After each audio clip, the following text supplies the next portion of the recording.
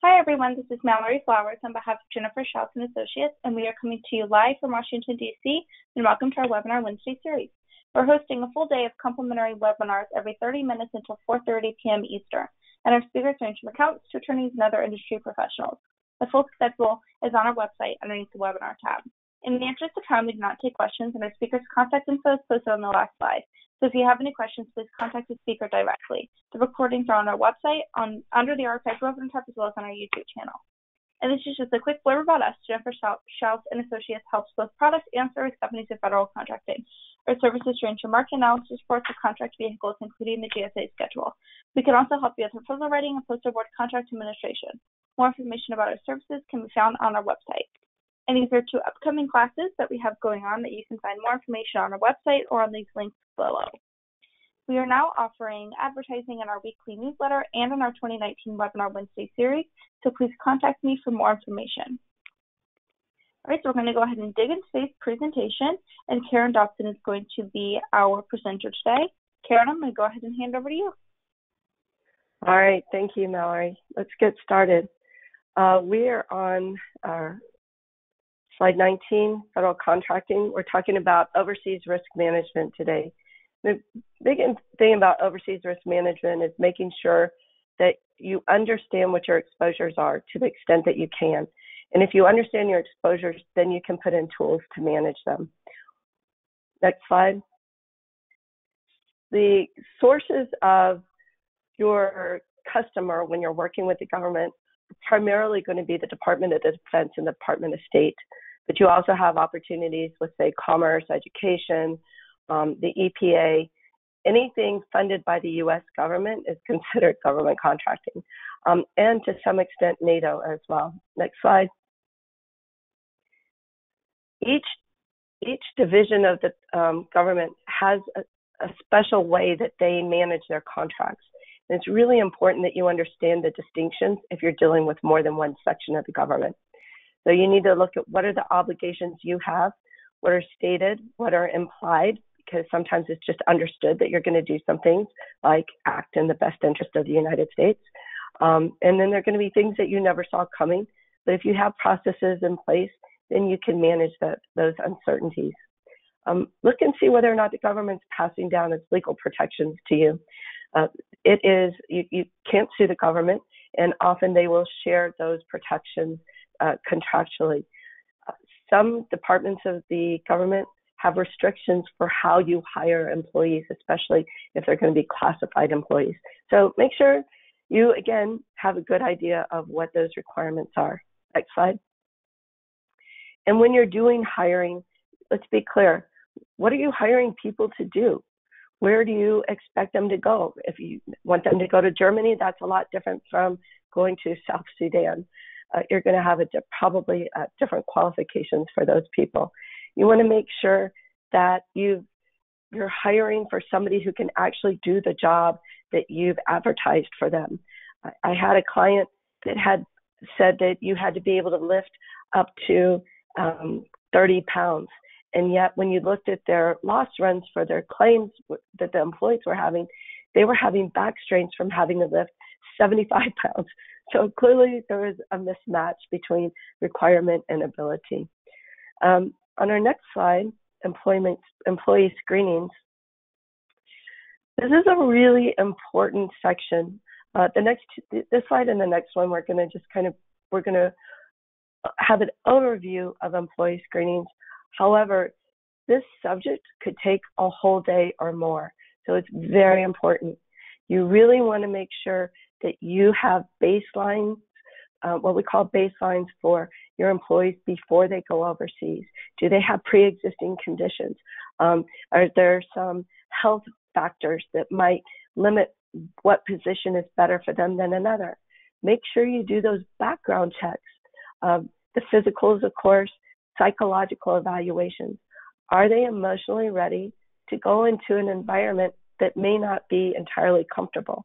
And do they have the wherewithal to adjust to those challenges? Next slide. Physicals. We're back to physicals, but this is pre-return screenings. before they come back to their home country, again, you want to make sure you have another screening so that you're identifying, okay, this individual came to work for me with these characteristics, and they're leaving my employment, or they're leaving to go home for a break with these requirements.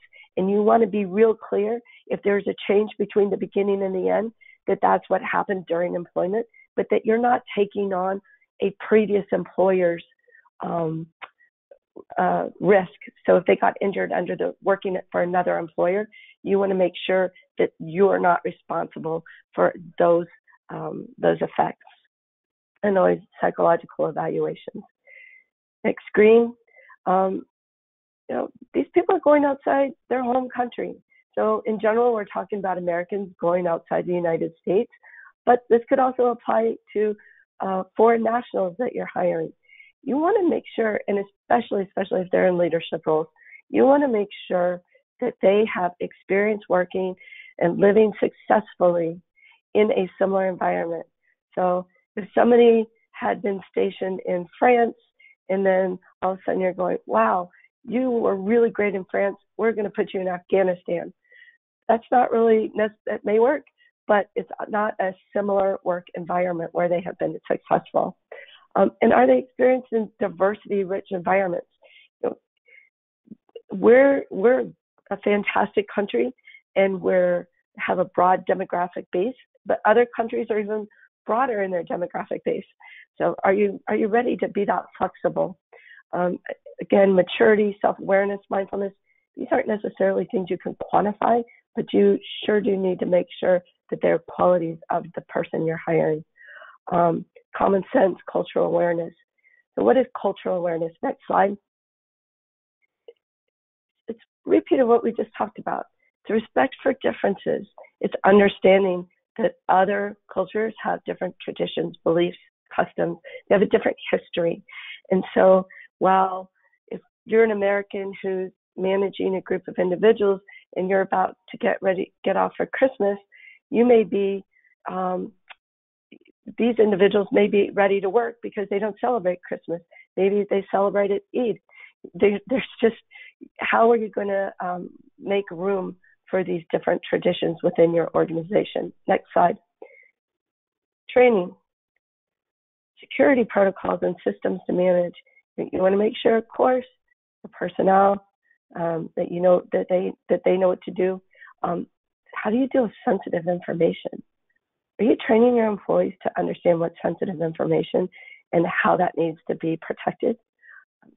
Do they understand what the local laws are and how to comply with them? And what happens if you inadvertently violate that local law? This is a case in point. There is an employee who was going online and looking at questionable material, but maybe not illegal in the United States, for instance, but in the country in which this individual is serving was definitely illegal. So the next thing, employer looks around, the guy's been put in jail, they've taken his passport, and they're like, he violated the local law. What are your responsibilities then as an employer when one of your employees violates the local law and is found? Are you still obligated to look out for him? Do you have a contractual arrangement with him to look out for him? Just think about it. Safety. Do your employees know what are safe protocols to protect them and to protect their area around them? And then what are the protocols in the event that there's some type of an emergency? If you are working with an insurance company, you probably have systems in place and a phone number to call to get emergency evacuation for those employees. Another somewhat unrelated consideration for training is reputation management. Making sure employees know how to protect their individual reputation, the reputation of the company, and perhaps more importantly, the reputation of the United States and the divisions of the government that they're working for. Next slide. So how are you from a risk management perspective and keeping lines of communication going, when you understand that you all are in different time zones. So it may be 9 to 5 working here stateside, but those are completely different times for your employees in foreign locations. So how are you going to create strategies so that you all can actually talk? Because sometimes you need to talk. An email, a text are not going to be sufficient to communicate what it is that you all need to get across. Geographic considerations also include climate. Is it going to get up to 130 like it can in Kuwait? And how do you keep people who aren't used to that safe and healthy? Vegetation. Are you putting somebody in the desert? Are they going into the jungle?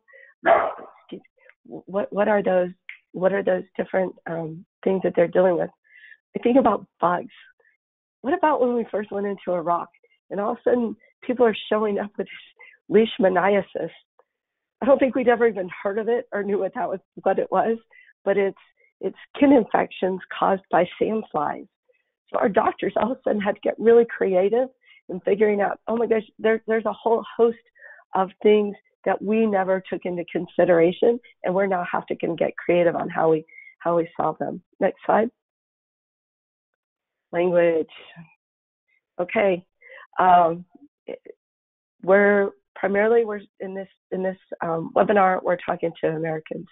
So we're speaking English amongst each other, but y'all are talking about going to a foreign country where English may not be their native language. Probably not.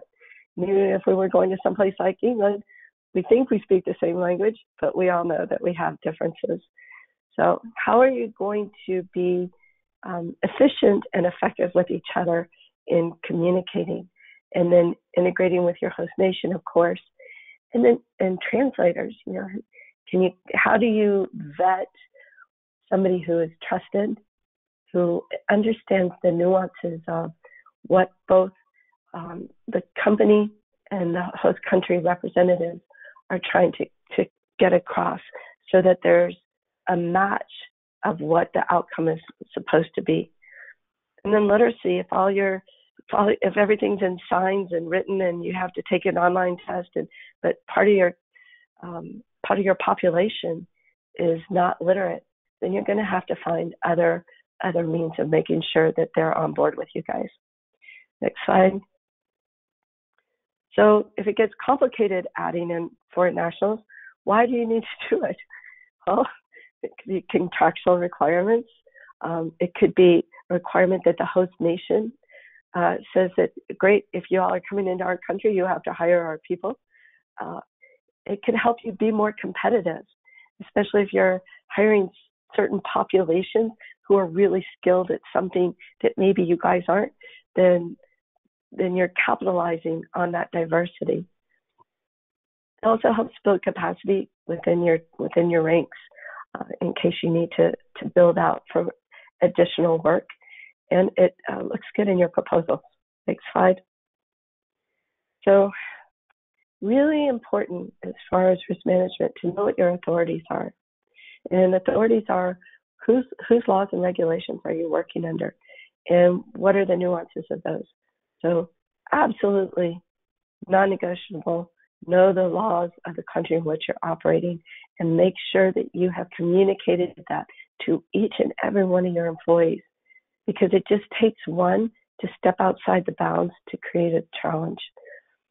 Know also whether that country is operated under either a status of forces agreement, which is a SOFA agreement, or is they're operating under diplomatic notes, or sometimes called DIP notes.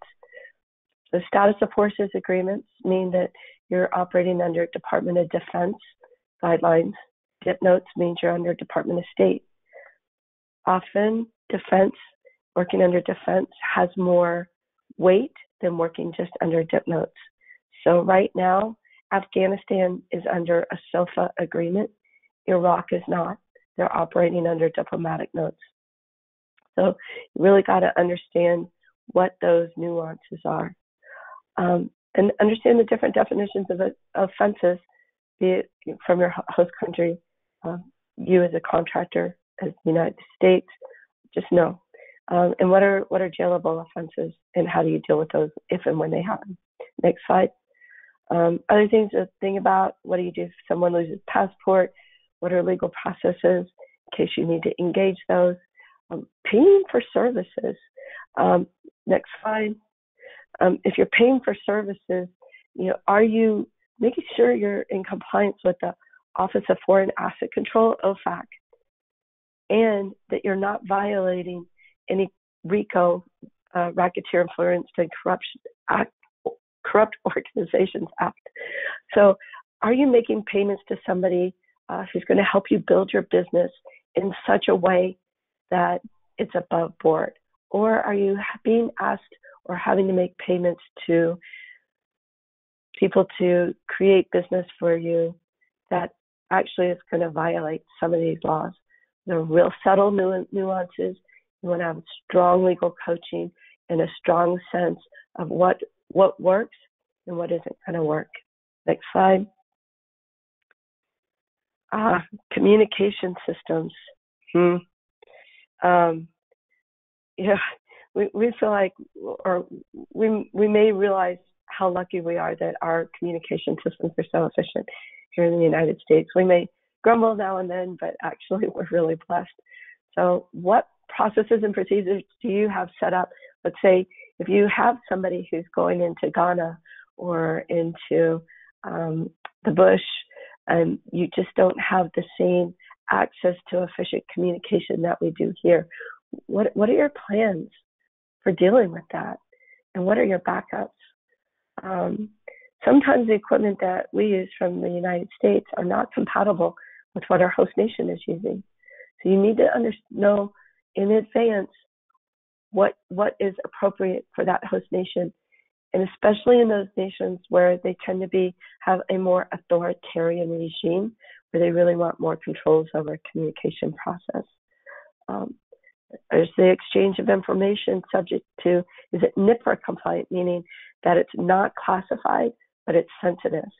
And what are you doing to meet those needs? And even more importantly, perhaps, if they're CIPRA compliant, meaning that they're subject to their classified communications, and what are you doing to manage those so that you're compliant with your U.S. requirements in host country, of course.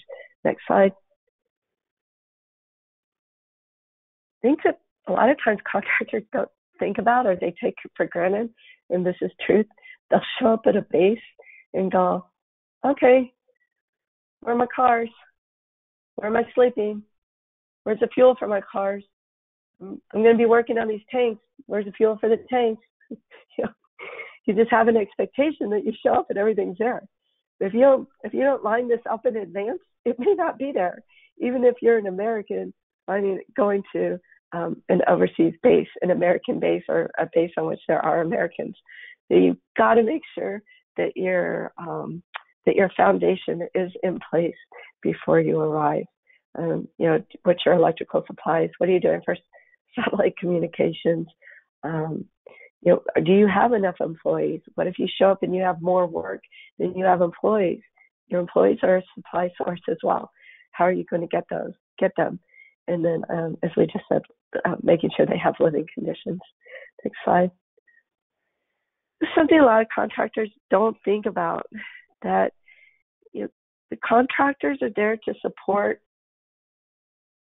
again, primarily for this target audience, to support American initiatives. And if something went sideways, it may be in the best interest of the United States to say, oh, sorry, my contractor did it.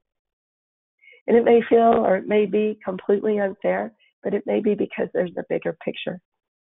So now that you've signed up to be a government contractor and you won that contract, are you willing to gracefully and graciously step into that role in a way to support, again, that bigger picture? When do you talk to the media? When do you not talk to the media? Which media do you talk to? Which media do you not talk to? The importance of compliance. This is, again, across all spectrum of authorities that we've discussed, and also doing more than just a good job. and complying with the Foreign Corrupt Practices Act. Yeah, something else to comply with. Simple tips to make sure your CEO doesn't go to jail. Yeah, we don't want that. Next slide. One way, the most common way to transfer risk is through insurance. And certainly these are in vehicles that you want to consider. I'm going to highlight a couple. Work comp is for when you're not working for the government. When you're working for the government and funded by the U.S. government, it's Defense-Based Act cover, period. You also need to have general liability, excess auto liability, excess over what you purchase locally. You need to make sure your employees have accident and health cover, that they are covered in the event something happens to them that is not related to their job. A lot of times the coverage they have in the United States does not transfer overseas, and you as an employer would be doing the right thing to make sure they have this. Don't rely on just TRICARE for your ex-military guys. Kidnap and ransom, people don't like to hear about that, but you better have that insurance in place. Next slide. And this is our last one. Final thoughts. Pre-screen your employees. Have baselines. Pre-screening is going to create those baselines. You want to make sure that any injuries to your employees are your responsibility, but that you're not picking up a prior employer's responsibilities. Have a great relationship with your contracting officer. Of course, you have to have a professional fence around that relationship, but they have a tough job to do too. So let's be respectful of our government's contracting officers. Invest in communication and protection of your people, even if it costs you. That's a whole nother conversation. You need to do more than what's in your contract if you want to be a successful contractor, period. And then have your employees buy local insurance coverage on their autos, including physical damage. In some countries, it's a crime to get in a car wreck. And if you don't have physical damage on that car, your employee is going to jail. Number 6, I said it before, buy kidnap and ransom insurance. Number 7, don't assume your Defense-Based Act insurance covers everything for your employees. It does not. Make sure they're covered for non-related work illnesses. Know your PTSD markers. Sometimes they matter, sometimes they don't. Know the difference and be prepared for any and all catastrophes that may affect your people. I'm Karen Dobson, and we manage the Maze mission to protect personnel overseas. Please feel free. We have been in risk management, overseas risk management for over 30 years. So please feel free to contact us with any questions. And with that, we are complete. Thank you so much for all of your information, and thank you for joining us today. And thank you for everybody else who joined us. That's it. Thank you. Thank you. Bye-bye.